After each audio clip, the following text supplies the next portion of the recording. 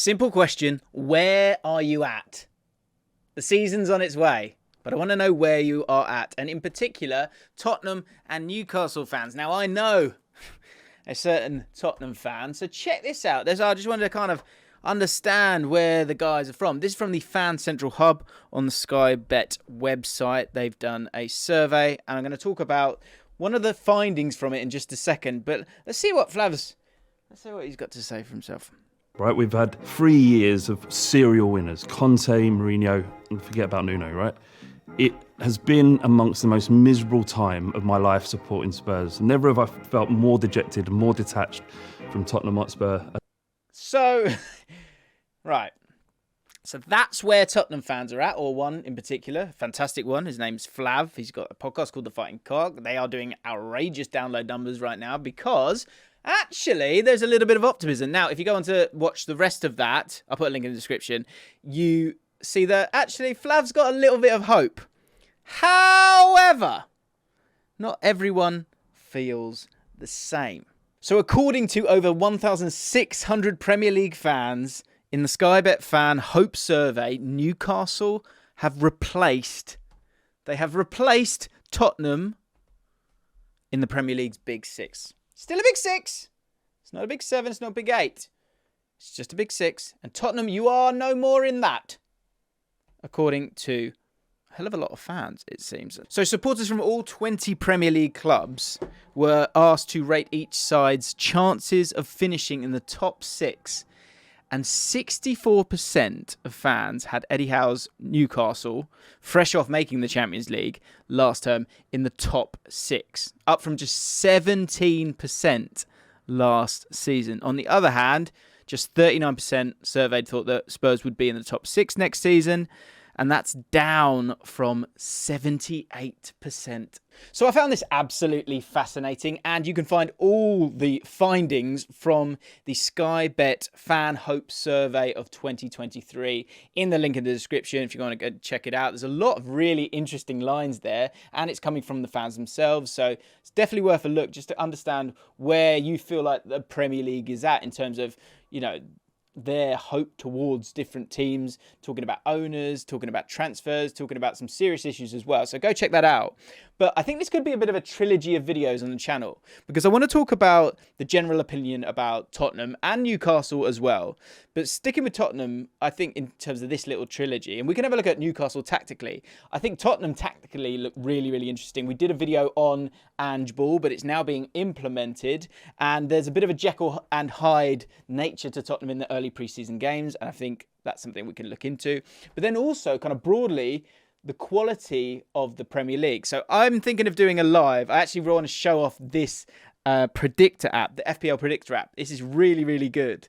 Really, really good. And I'm not, you know, no one's asking me to talk about this.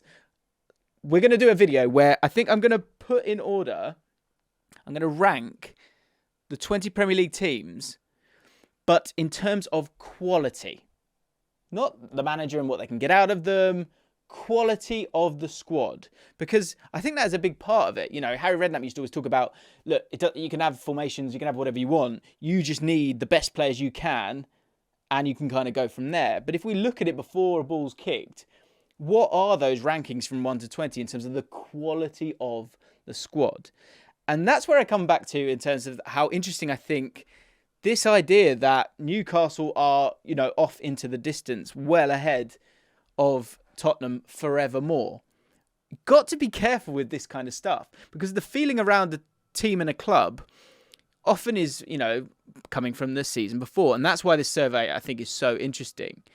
But Newcastle having replaced them. Now, I want to know how Newcastle fans feel because you've got to deal with the altitude that you're at now and the expectations that come with that. I also want to show you guys the kind of the market value of the best 11 because I think it's up for debate. Who do you think has a better squad overall? Let me know in the comments down below.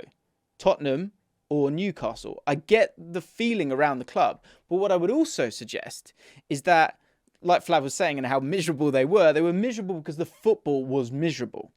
And it's amazing how that can change really quickly. And Ange Postecoglou, I think, has got the fans on board already in terms of the style of play.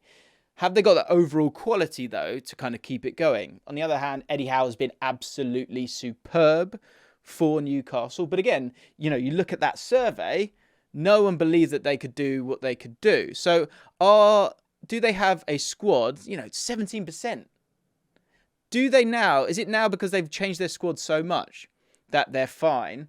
Or is it the belief that Eddie Howe has instilled in them? There's so many like bits kind of that are part of this. Another thing to remember here, in terms of who's going to finish in the top 6, Newcastle have Champions League football.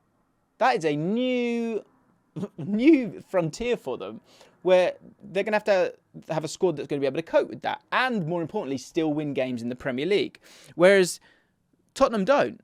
Now, obviously, it's, you know, you can almost get yourself into trouble by being successful, and that's what Newcastle have done here. So again, I'm not saying I'm right here. I just want to show you all the different angles, and I want to hear what you have to say about it. Newcastle fans, Tottenham fans, and fans of other teams. You know, there's a lot of teams that have gone from one position where they're like terrible, and then the next season they go and do great things when they make the right changes.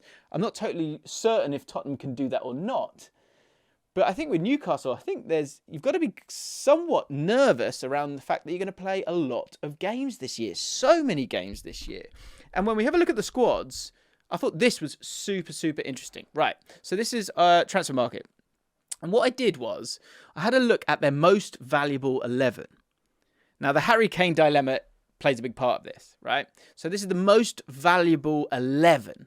And if you have a look at down the bottom there, you can see, hopefully I can highlight it, market value, 494 million euros, okay? Go to Newcastle, do a similar thing. Oh, sorry, hang on. Go to Newcastle. Similar thing, market value currently, 401 million euros, okay? What I would say, the difference between these is Harry Kane is a big part of that, but I guess only 20 million more than someone like Isak. You've got a lot of players who are kind of excited to be there. They're in a setup that they like, but that's all off the back of last season. You know, someone like Almiron has massively improved, but is he better than some of the options that Tottenham have? So what I did was, you can basically turn it into a combined 11, right? If you turn it into a combined 11, and I know people, look, this is up for grabs, but Transfer Market is the best place I can go to for this, right?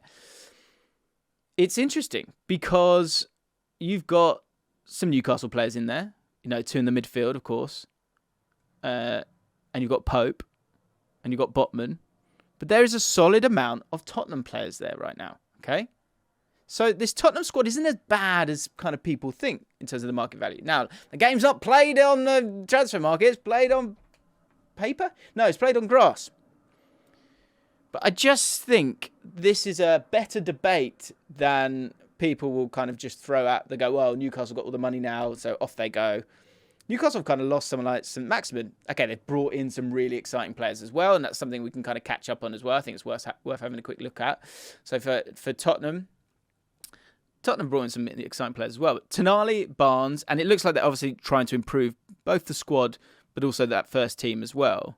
So Maximin looks like he's on his way out, right? I thought that was already done. Maybe it's not, but I think he's going, right? So you've brought in 2 players. Minte is one of the freshest right wingers out there right now. It's been a while since I've been doing the punter cam big side. But you've got some youngsters there as well, and then obviously Chris Wood, right? Then Spurs, and look at their transfer window. So far, I've gone the wrong direction, haven't I? And they've brought in Maddison, which is an exciting player to bring in. Porro, obviously, on the permanent there. Kulusevski on the permanent as well. They spent a little bit of money. Solomon as well. And what I did then come back to was those 2 market 11s. Because if you scroll down just a little bit, you will see additional players' market value. Now, for Tottenham, players outside of that 11, 279 million euros. And if we go to Newcastle, 214 million. Quite a drop-off. Again, so in both of these metrics, which mean nothing, but to try and visualise an argument, do mean something as well. Tottenham have a better first 11.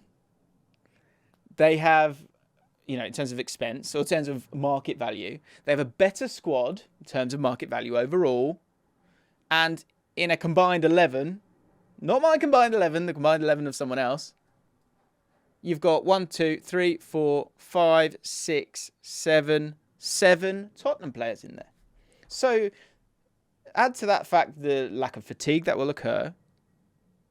Tottenham aren't totally out of the top 6 race. Obviously, there are other contenders in there as well. But again, when you're putting them up against Newcastle, I do think that there's definitely a debate to be had there. And that sort of, I can't believe this is happening, look at us go, is one feeling, one emotion, one pressure. That, oh, okay, we're up here now, and staying up there is completely another. Now, what I will say is so much talk about Harry Kane. You guys know I've been on record to suggest that it's enough now. Harry Kane needs to go, and you need to go and get the money for him, the best money you can get. Because actually, kind of in terms of the mentality of a club that should be able to recycle players, yes, Harry Kane is on the next level of any players that they're ever going to have. But if you look at the system, again, go watch the Ange Ball video that we did 2 months ago. In that video, we speak about how Harry Kane's his profile's not exactly what you need. And so you can probably go and get someone who's that right profile, who will probably provide a solid amount of output. And also, if you can go and get that 100 million. And one thing I will say on that is, like, it has to be 100 million. It's got to be up. This is the best striker in the world. The best. Out and out striker, number 9. He is the best in the world. And he's got the best vision out there too. So it's got to be big money. It needs to be 90 million, as you see there. But if you can get that, you've got to take that money. Now, that then changes kind of everything to a point. Because, you know, the market value of that 11 will probably decrease massively. And actually, you're much of a muchness when it comes to Tottenham. But they still have some of those advantages in terms of, as I say, sort of less games, more time to then focus on your opponent, less travel, all of that stuff. So I think it's up for grabs.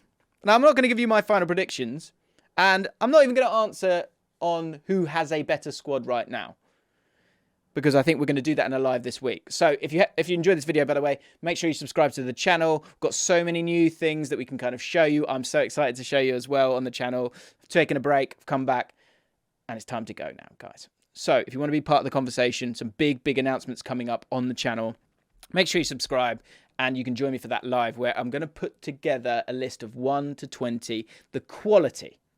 Forget everything else, the quality of those squads. And I'll give you my answer on Newcastle and Spurs in terms of who has the quality there.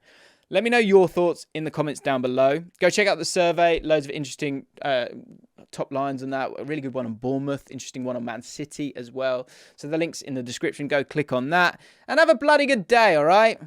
Because we've not lost a game yet. None of us.